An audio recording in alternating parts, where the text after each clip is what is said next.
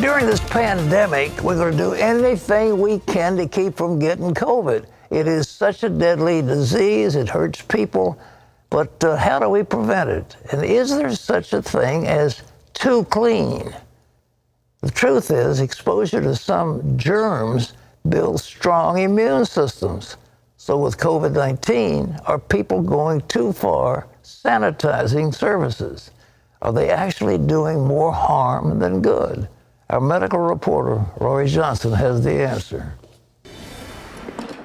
When New York City shut down the subways 4 hours each day for disinfecting, some scientists declared it a colossal waste of time and money. It looks a bit to me like cleaning theatre.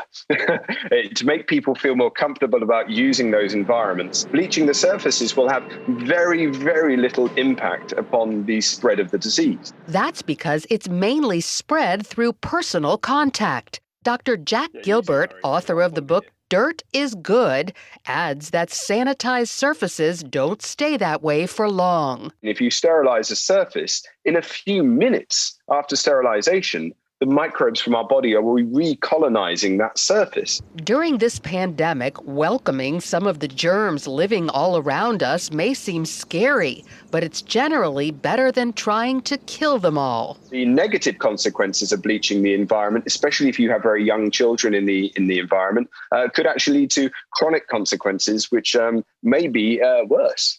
Gilbert says the good bugs we encounter, especially as youngsters, can help prevent food allergies, skin problems like eczema, and even issues associated with autism. Those experiences that the children are getting shape how their immune system develops, and that can shape how our brains develop.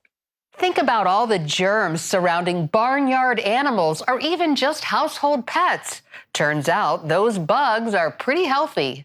Asthma strikes about 1 in 10 Americans. Children who grow up with a dog, however, are 13% less likely to develop this serious lung disease. Kids on farms do even better, enjoying a 50% reduction. Keeping clean is good, but there is probably such a thing as too clean. Mayo Clinic researcher Dr. Heidi Nelson says exposure to certain microorganisms can help fight disease. We all grew up playing in dirt, and it didn't hurt us, and it probably kept us healthy and having a strong immune system. In his book, Eat Dirt, Dr. Josh Axe goes further, writing that a preoccupation with disinfecting everything in sight puts us at risk for chronic illnesses. What a lot of people don't realize is by using excessive sanitizers and bleaches, they're actually weakening their immune system. He says some cleansers contain harsh chemicals that can harm the skin and gut and recommends a more natural approach. If we use things like essential oils that are referenced in the Bible, we're not going to have those same side effects, yet it's still going to help sanitize us and keep us healthy.